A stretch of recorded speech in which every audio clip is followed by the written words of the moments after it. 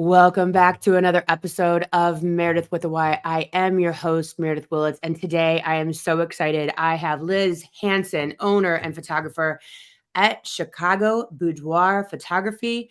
She is Chicago's premier boudoir studio owner, and she also coaches photographers through online programs, and she has been featured on NPR and the Association for International Boudoir Photographers, and she is all about empowering women of all shapes and sizes. So stay with me. Hello, everyone. This is Meredith with a Y, and I am your host, Meredith Willits. Today, we are going to go deep, changing lives, and I am giving you the keys to the castle.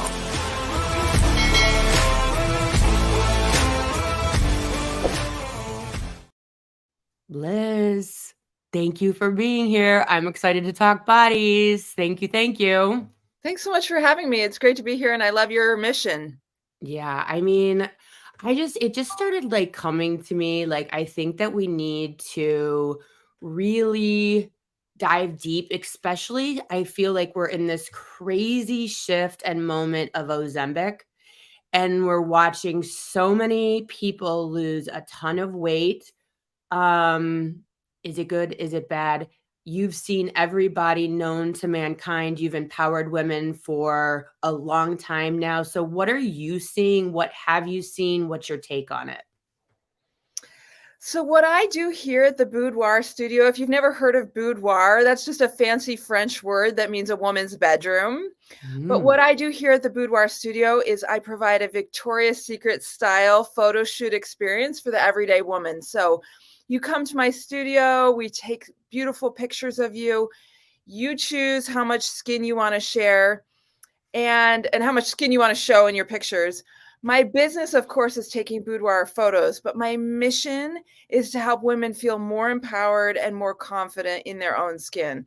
So you're right. I have seen it all in the sense that I have photographed about 2,000 women. Wow. Of every shape, size, from age 21 to 80.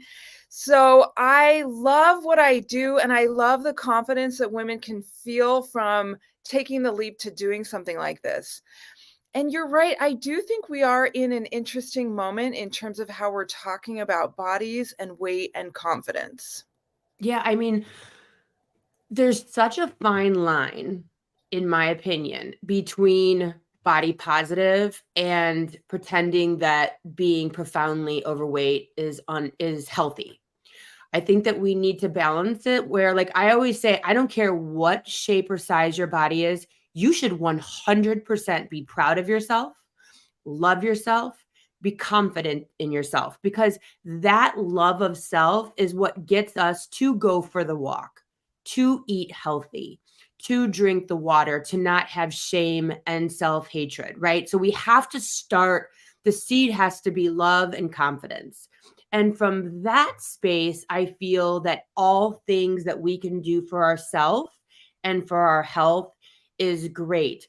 So should we lie to ourselves and say, me at 100 pounds, 150 pounds, quote, overweight is great? Probably not. My joints are going to be sore. I'm going to be a little less mobile.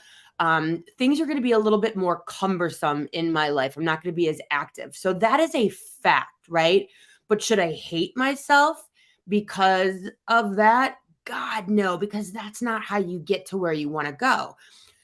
But we are also seeing, and what inspired me to email you to have you on today was your email that you sent out talking about underweight women also having, the self-hatred, the insecurity, the, all that same stuff wherein they cannot gain weight to get to whatever the standard beauty of a female is. And you're seeing this on both ends. So I think that and we've never been in a time where you can take a shot in the butt once a week and just literally have pounds fall off of us. This has never happened. It's always been a pill or a huge surgery. I mean, I think we are at the precipice of a very interesting time. So, but my thing that drew me into you, and I'm going to have people on over the next couple months that are on Ozempic or had the gastric bypass or have dealt with, eating disorders.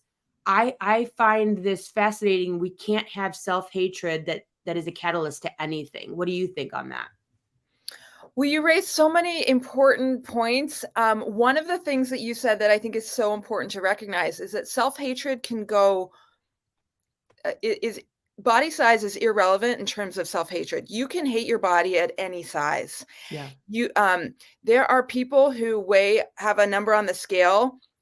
You could have a friend be like, I would love my body at that number. But when they look at that number, they hate themselves, right? The number is actually neutral, right? Your body weight and size is a neutral fact.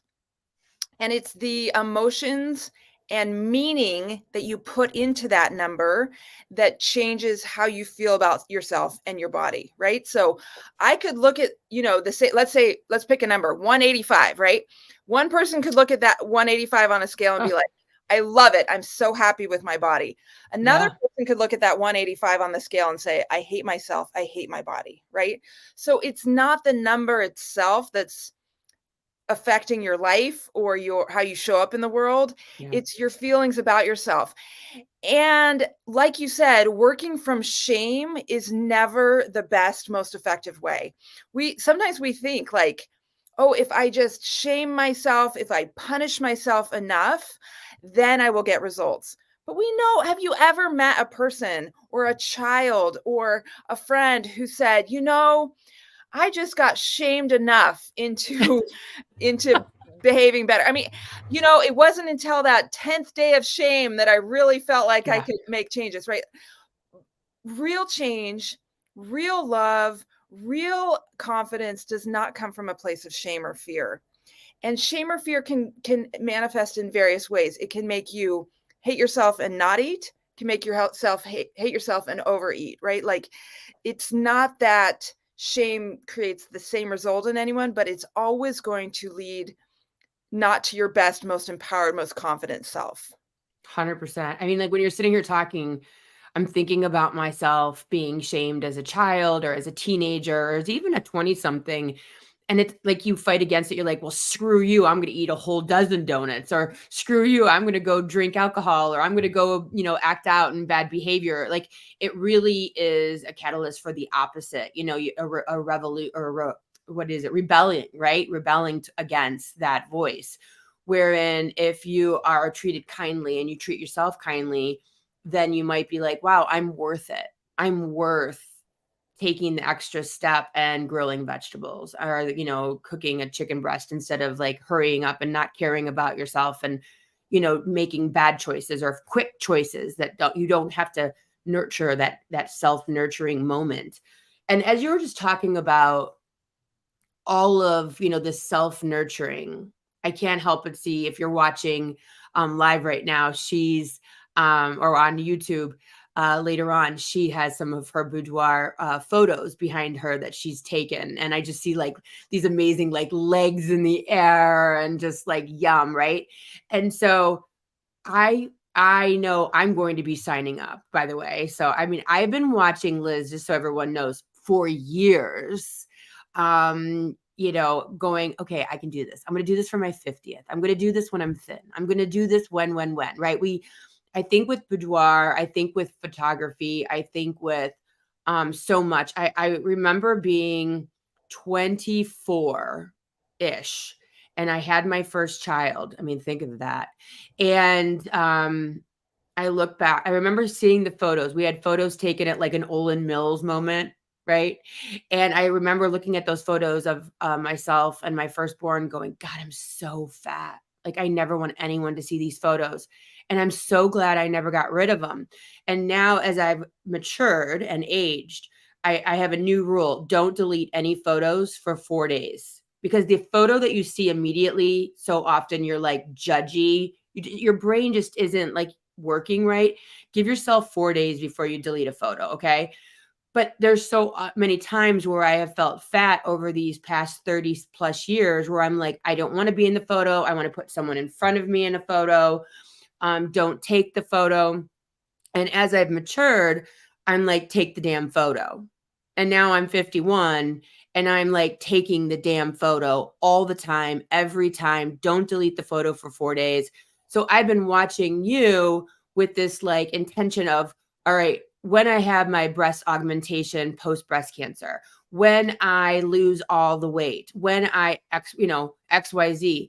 And the thing of it is your business is about exactly the opposite of that. Your business is do it now, because no matter where you're at during your journey, I am going to show you how freaking beautiful you actually are. I love everything you said, Meredith. And here's the thing, as women, I think we sometimes forget that we do have different points along our journey. If you've had children or if you haven't, even as you age, your body does change, styles change, but you are worthy at each point along that journey. Mhm. You were worthy when you were 24 and had a baby. You were worthy when you were 25 and you were 1 year postpartum. You're worthy now when you're 50. And if we can stop and try to remember that each point along that journey is worth celebrating, Yeah. it's worth remembering that we are worthy.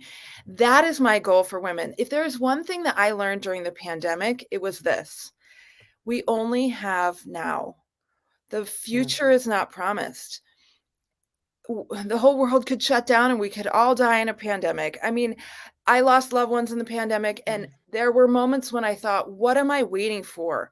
Why am I always waiting for a future tomorrow when I'll look better, when I'll feel better, when I'll be better? Right now is all we have. You are worthy now. You are beautiful now. You are worth celebrating now. You are worth documenting now. You are worth taking care of your body now. You are worth self-care now, not some future time when something might change.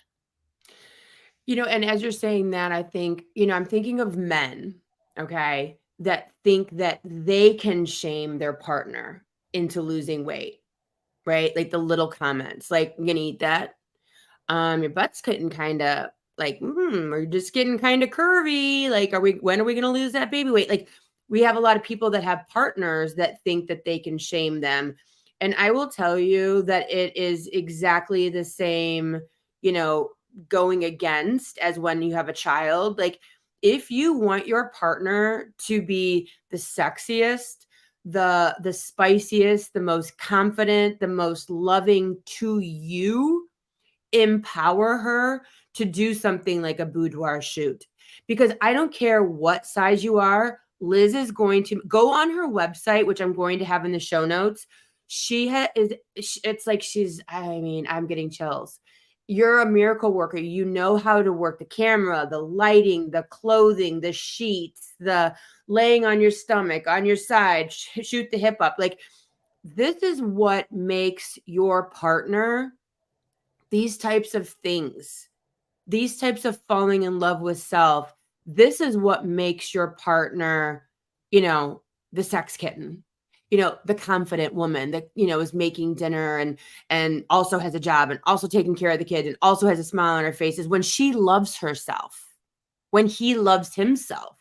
Like, that's the key. And I think that a lot of small-minded people that were raised by maybe tough parents think that I'm going to be tough on my partner. I'm going to be tough on my kids because that's the only way I know how to control the situation. And I'm here to tell you the exact opposite is true. The exact opposite. A person has to find that in themselves by way of support of you. If you are someone's partner who is struggling in whatever it is, support is the only way for them to find the love for themselves, for them to find their way back on path, back on journey to get where it is that they want to go. And it has to come from within. It cannot come from, a whip of someone beating them into submission. It's just not going to happen. And, like when I'm looking at your photos, it's like that. If you want to do something to empower your spouse, like, and this is not a Liz advertisement. This is just, I know this for a fact. I know what I'm talking about here. That's the type of thing a boudoir photo shoot, any photo shoot, is going to get your partner so much farther into self-love, and then therefore self-care, and then therefore self-health. You can't even imagine. Like, that's where it's at. I just took a beautiful photograph. My husband took of me on Saturday night. I have been staring at it for like 48 hours. I don't care. I'm like, damn, I nailed that photograph. And so, what am I? First thing this morning, put on the workout clothes, did 5 miles yesterday. I'm like, it just empowers me to want to do more and eat the yogurt and drink the water and be healthier. I'm like, gosh, I look so good. I love myself. This is so great. That's exactly what you're doing over there in Chicago. Yeah, I think you made some really, really important points. Sexy is not a size. Nope. Okay? Sexy comes from a self-confidence and a self-love. It's really hard to love your partner and show up for your partner if you are sitting in self-hatred, right? Yep. Bringing self-hatred to the bedroom, to a partnership is not going to is not a catalyst for love, right? So when we can find, it took me a long time. So as women, we are often socialized to believe that to be a good woman, you always give to others, right? We serve Oh. others, we put ourselves last, right? As I've matured and gotten older and realized that if I take care of myself and love myself, then I actually can better show up for other people. That taking care of myself is a way to love my partner and my children as well, right? If I come from a place where I love myself and I'm cared for, I can show up so much better for my family and for others in my life, for my clients, for my business, right? So sometimes we have to dismantle some of these things that we've learned and do some thought work to come to a better place. I love how you're talking about shaming a partner into fitness or weight loss will somehow increase your relationship.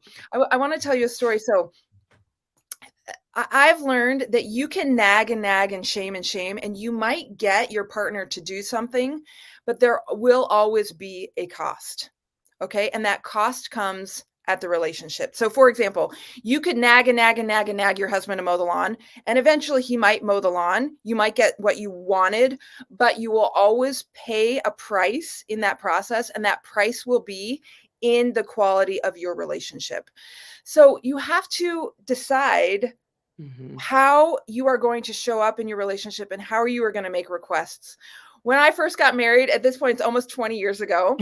I got married pretty young. We've got 2 teenage kids, love my husband. When we first got married, I was not in a habit of working out. It just wasn't part of my daily routine.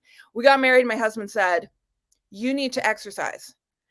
And he said it in a super nice way and everything, but I initially took it as like, "You think I'm fat." Right. And I took it that way. And he said, "This is not about how you look. I just want being active and exercise to be a part of our marriage. Here's what we're going to do. We're going to go to the gym together. I'm going to show you how to do stuff. We're going to make it a thing every day. We're going to spend some time together." And I literally, I think I started crying. I was like, "We just got married. You're telling me I'm fat." He said, "No, listen, I don't care what, I think you're beautiful just as you are, but I want to be active with you. And we're going to start now. We're going to make this part of our marriage." And I am so grateful for the loving way in which he helped me move forward without shame. And now we still work out together almost 20 years later. And I love it. Wow. It's been an important part of our relationship, but it was done from a place of love and not from a place of shame.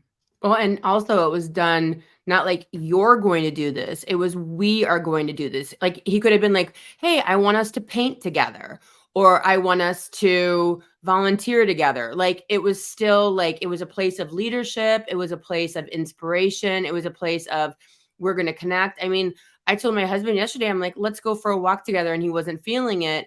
And so I text him later on. I'm like, "Just so you know, I'm walking without you and I'm telling our dog all of my wildest dreams." He's like, "Kill me." But but it is like we get so used to I am sometimes evil. We get used to just sitting on our phones, drinking coffee, and we're not connecting. But when you are on each other, with each other on next to the treadmill or on a walk together or playing, like I remember back in the day, I loved playing racquetball, or now it's paddle and pickleball. Like you are connecting. You are connecting outside of a bar. You're connecting outside of your phone. And it is definitely, my mom used to always say, a family that plays together stays together. You know, it was originally probably prays together, stays together.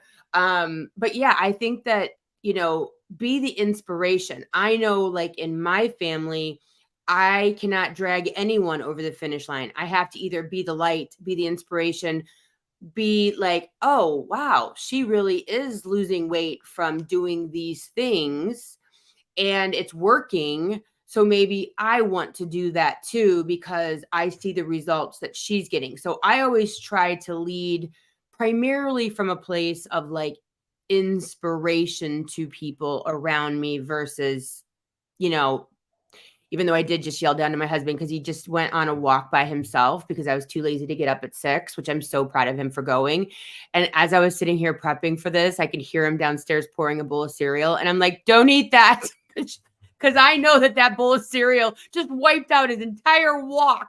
You know, so like sometimes I can be a turd still, but I do try to do it from a space of inspiration. So let me ask you this, because I'm like, my head's like, as you're talking, I'm thinking of all these questions. You went to school for photography and all that good stuff. Explain. And then how did we not become like a family photographer or a magazine, but instead tell us how you got here, please. Yeah, so I actually studied art in college and then and also education. I was a teacher for a while, got married young, had 2 little kids, and like a lot of people, I went to Costco and got a camera and started taking pictures of my babies. So I'm Mm, old enough that when I was in college, digital cameras weren't invented yet. It was still film days, right? But I started taking pictures of my babies. I loved it. Some people started asking me to take pictures of their kids, and I started taking family photos. And I love taking pictures of families. I take you outside to a park, take you, take some pictures on the street, that kind of thing. At a certain point, my husband lost his job, and I really needed to get like a job and not just kind of like take a few family photos here and there. And right. I really, I said, hey, if I can find a job in photography, I would love it. And I don't know if that's possible, but I applied for a bunch of jobs and was able to get a job at a studio in Chicago, just answering the phones as a kind of a receptionist. But they shot some boudoir there. And I had never heard of boudoir. This is about 10 years ago now. I'd Mm-hmm. never heard of it, but I was very intrigued. So I got this job. I was answering the phones, and I would see women come in for their photo shoots. They would show up at the studio real nervous, not quite sure what they were doing. And then I would see them leave the studio, and I would see a light in their face, a confidence, a bounce in their steps. And as they were leaving, they would always say, that was such an incredible experience. I can't believe how confident and beautiful I feel after this experience. So seeing that happen over and over again with women at this studio, I just really saw kind of the power of doing something out of your comfort zone where you are celebrating yourself. I did my own boudoir photo shoot, had that experience for myself and saw what it was all about. Mm, Few years in, I decided to open up my own boudoir boutique. I really wanted women to have a place where they could feel like they were the most important person in the whole world for a day, that this was all yeah. about them, that this was about celebrating the skin that they're in. And so I've been doing this now full time for 6 or 7 years. I really love what I do. I love helping every woman recognize the beauty that they have in their body right here, right now. They don't have to change. Of course, like you're saying, that self-love is going to fuel your dreams and your missions and your fitness and whatever else you want to do. But today, right now, you are Yep. worth celebrating right where you're at. Yeah, and I mean, you do everything because, like, I was talking to your, I'm assuming, assistant Tara, who's lovely, by the way, and she was saying, like, you show up, we do your hair, we do your makeup, we tell you what to buy if there's, like, if you want to wear like like a men's shirt, or if you want to wear, lingerie, like whatever it is, you help the person with it from start to finish, and their photographs, they're able to look at them right then and there at the end of their session. Like you're there, and it's like a half a day. Like you're there for quite a while. Like it's a moment. So if like you want to give this to yourself as a gift, if you want to give this to your spouse as a gift to empower them, whatever it is. Do you ever do couples photo shoots? Great question. So there are people who do couples boudoir. That's not my specialty. I Okay. specialize in women. But you're right. I want women to come here and feel like they don't have to do anything. I'm going to take care of Anything. you from start to finish. So just show up and Yeah. then I'll help you through it. People always say like I'm not confident enough to do this. Don't worry. You show up, I'll supply the confidence. If you come, all you got to do is show up with no makeup on and clean dry hair. We'll get you looking fabulous. We'll go over what you're going to wear. I'll tell you exactly how to pose and what to do. You don't have to practice in front of a mirror. You don't have to be a model. That's my job to make you look great and get those angles and the lighting, like you were saying. And then while you're here at the studio, before you leave, I'm going to show you a slideshow of your pictures. That instant gratification makes it part of the day, part of the experience. And then from there, you can choose if you want to enjoy your pictures as a digital download, an album, or some beautiful art to hang maybe in your bedroom, in your closet, in your bathroom, something like that. It can be a gift for a partner or it can be Mhm. just for you. Yeah, I mean, do this for yourself and then, like, give it as a gift to your spouse for, like, or partner for, like, Valentine's Day. Give that as an excuse to do this. Like, this doesn't have to be a 25th, a 30th, a 50th birthday. This can be a gift for your partner that is a gift for you too. So you get to take part in it, and then your partner gets to enjoy, the fruits of your labor. One thing too that I don't think that people understand, um, sometimes it takes like hundreds of photographs that you take to get the right, just like the mouth movement, the eye. Like, I will go through my photographs for like what I do, and I will delete, delete, delete, delete for one shot that something is just absolutely perfect, and that's the one that I'll post on social media. Like, so understand, she's going to take a ton, thank God for digital, but a ton of photographs to get it right, and she knows how to get it right. Like, and that's the thing, when you take photographs even for yourself, okay? And I actually am a big proponent of, like, if you're doing family photos like at your house and you have your iPhone, right? Just put it on video. Just put it on video and pretend like you're taking a photo with video on, and then screenshot that, cuz sometimes it takes like a lot of shots, especially for family. We know how there's always one kid that's looking wrong. Or we have all the kids that are perfect, and then the husband is talking to someone. You're like, what? All you need to do was look. We had 3 kids, and you had, but know that, like, even when you're taking photos of yourself, and I drive my husband crazy because he's my photographer at events. I'm like, take 1,000. I don't care. I will go through them. I don't mind a bit, because literally just like your mouth or your arm or your eye or your head, like, you can whittle it down, but that's how models are. Like, models don't get it in one shot. Be clear on that. So, like, it's okay to take tons of photographs until you get the one that you really, really love. And that's the thing, like, I'm listening to in my head right now, like, and I got this download. If you don't know, I'm also a psychic medium and channel. So I get channeled messages all the time, which is super cool. But the channel message that I got a bit ago was that it's not about the end game of where you want to be in your weight loss journey or your weight gain journey. It's not about that. It has nothing to do with the end game. It has to do with the journey. It has to do with, do you love yourself enough to take the time to actually sit down and make those steel cut oats, to make yourself a smoothie, to self nurture, to self care, to get the 8 hours of sleep, to go to bed on time, to go for even a 30-minute walk? Can you love yourself enough to do the journey? And maybe you do end up there. Maybe you don't end up there. And and that goes with the weight gain too. Are you able to take that time to really nurture self? And so when I'm looking at this weight loss, weight gain, weight journey, I believe that spiritually, it is a manifestation in our physical self to walk the walk to get us where it is that we will eventually get to, if and only if we love ourselves enough. And that to me is why people do gain the weight back, is because they never did the step that had to do with loving themselves enough to not drown themselves in a bottle of wine a night, to not drown themselves in Coke and Diet Coke or whatever, or candy or whatever that thing is that's keeping them away from self-love, away from self-empowerment. And so if you are not where you want to be today, and so many, I would say the majority of us are not, right? We all have something we want to tweak. I believe that photography, taking the photograph, taking the boudoir shot, buying the lingerie, buying a pair of jeans, even if they aren't the size that we want them to be, putting on the makeup, whatever it is.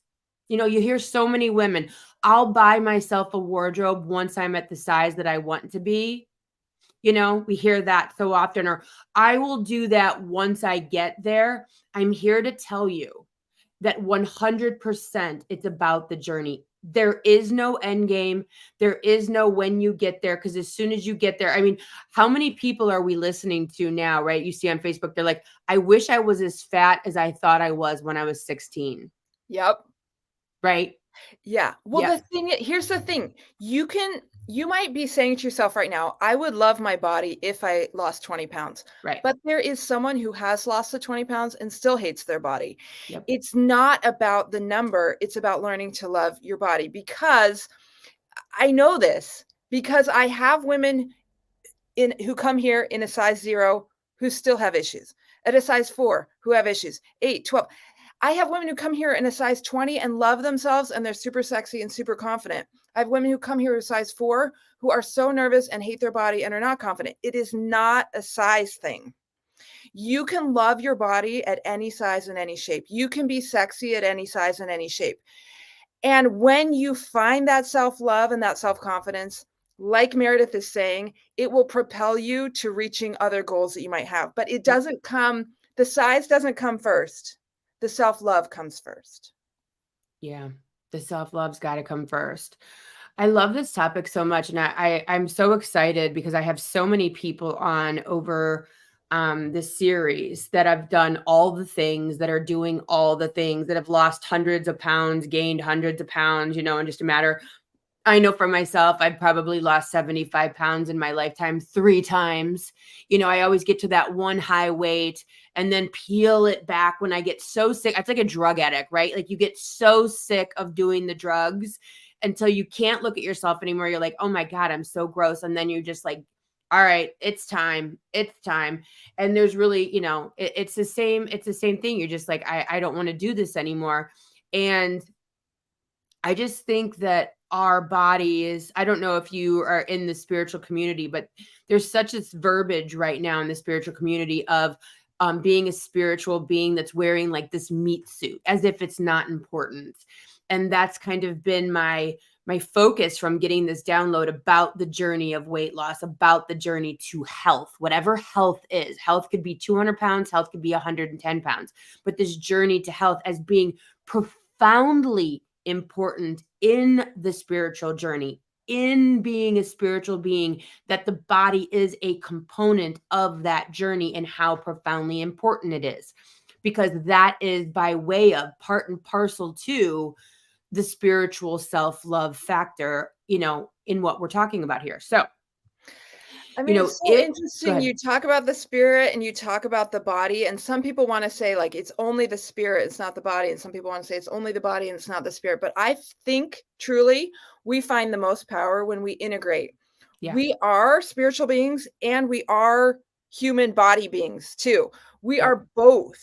And when we can truly integrate and realize that our spirit affects our body and our body affects our spirit, that I think is where we find our greatest power. 100%. And I think that we've lost that. Like we wanted to be, you know, like this, you know, it goes back to, I mean, I'm going to go here, but you know, the Old Testament, right? Where it's like, follow the rules, everything will be fine. And then it was like, okay, you don't have to follow the rules. And then, okay, now it's only spirit. And then we, you know, we're in this new age of like, we're wearing a meat suit and it's all about 3-dimensional or 5-dimensional and all this stuff. Like we come into all these different things and it's like, wait a minute. If we are the spirit and we incarnated, then that means there has to be importance to this. Yep. And we're so taught through religion that the body is shameful, that being naked is shameful, that being sexy is shameful, that sex is shameful. And I'm starting to kind of really push against all of that, right? That Jesus was, born and created from this virgin creation, right? Because that made her the best, because she did not have to act out in a physical way, right? And so it's even better than any other person that does have to be created through this physical form and physical body. And so we have all of this messaging, right? And I'm sure that there's a lot of people out there, standing on their Sunday morning self going, boudoir is negative, you're taking sexy photos, like you're celebrating the body. And I don't know how to tell everybody this, but if you believe in God, you were sent here to earth to be a physical, sexual human being, right? And there's importance to that, or you wouldn't be here. Absolutely. And So we there's need the to other embrace side of the that. coin. It's interesting that you're bringing this up. I'd love to send you the link. I've written a whole thing about boudoir and religion, because Oh, get I help. believe that actually the other side of the coin to the Jesus coming to earth story is that, why did God come to earth in a physical body if the body isn't important? Like, if Oof. if you're Christian and you believe that Jesus came to earth as God and was chosen, was sent to have a body on earth, the body must be really important, right? Wow. Otherwise, God Wow. would not have descended to come to earth and take on a bodily form, right? And I believe that Jesus coming to earth and taking a body was to teach us as bodies to become like God. We have a body to become like God. God took on a body to become like us. And it's this back and forth. Now, I didn't mean to get super religious here No, on I love everybody, it. but I'm here for it. I believe that the body is part of God's plan for us here on earth, and that it's not evil, but it's a vehicle for us to learn and create. The earth is a physical place, humans are physical, and the experience we're having on earth is to bring the physical and the spiritual together to become ultimately more like God, more like our destiny is to become. We can become more with the body than we could without. Anyway, I believe I there love is it. a lot of negative religious messaging about the body, but I think there are religious messages that can be learned about the positivity of the body as well. Yeah, I mean, I think that this is so in line, because I think that, and I feel that, and I'm going to go so far as to say I know that this is part of where we're heading. We're getting away from the body's bad, sex is bad, naked is bad. We're getting away from, like, oh, if you're fat, that's gluttonous. We're starting to learn that the food that we're literally sold at the grocery store is not food. You know what I mean? Like, we have alcohol and we're like, oh, alcoholics are bad. No, alcohol is bad. Okay, person's fat, they're bad. No, they have been eating the American diet. There literally is not their fault that they have been told that this is food and that their body is not able to process it, and therefore they are ending up overweight. Like, we need to start recognizing that there's something bigger going on here, where we need to go a little deeper than we're a spiritual being that's got a meat suit, aka a body, that this is all people's fault. There's something more to all of this than sex is bad, naked's bad, sexy's bad. Like, no, there's more to it than this. There's way more to it. And I think that we're on to something. I think people need to understand that there's a journey. There's a very important piece to self-care, self-love. It's okay to take a boudoir photo. Otherwise, God wouldn't have invented boudoir. I'm sorry. I'm going to go there. Like, stop it right now. Like, it's Yeah. okay to take a photograph. We're not putting this on Times Square. And if you do, that's okay too. Like, this is not that deep, people. Like, enjoy self. Like, we're supposed to be here doing these things. That's why, like you said, I said we have incarnated in this space. And so I I love just what you're gave doing. a TED talk literally called Naked Isn't Naughty.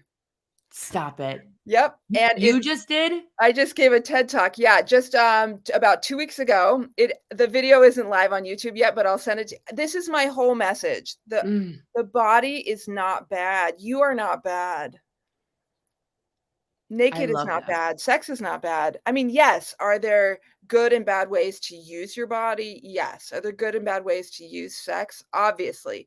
But inherently, your body is a beautiful creation and a vehicle for you to learn and grow, and it's not evil and it's not bad. I mean, I don't know, maybe it's me, Liz, but I am seeing like a mass boudoir photograph in downtown Chicago of women all in different states of like lingerie. You know, like imagine like a pride parade, but for like women pride wearing whatever it is, and you taking all the photographs of like thousands of women in different states of dress and undress.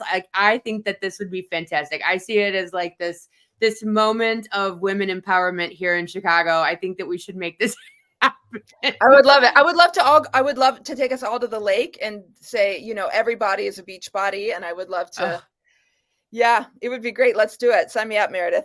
I think that we should do that. I see this in our future. I so appreciate you being my first guest in the series. I think this is a great kickoff to talking about, you know, the end game, that there is no end game. You've seen that there's no end game. It doesn't matter if you're at the end game. You are still going to want to push for 2 more pounds, 4 more pounds.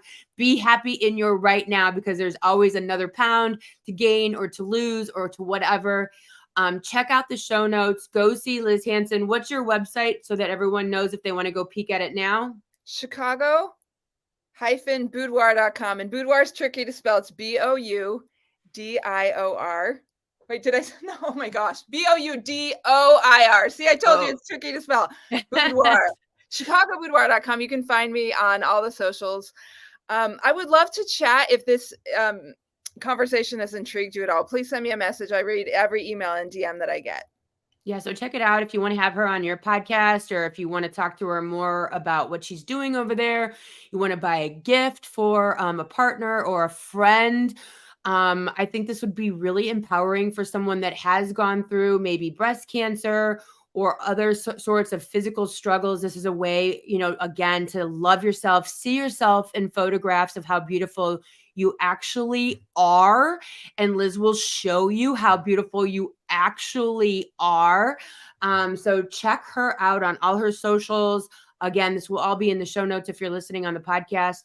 I will be here same time, same sandbox next week with a different guest talking about the same types of stuff. So come back and see me again. Thank you, Liz, so much. I appreciate you. Thanks so much for having me, Meredith. Keep up the good work. Thank you. Thanks for listening. If you would like to connect on a more personal level, head over to meredithwillits.com or on Instagram at Meredith with a Y for behind-the-scene footage and outtakes. Please subscribe and come back each week for more Meredith with a Y. Thanks again for listening. Cheers.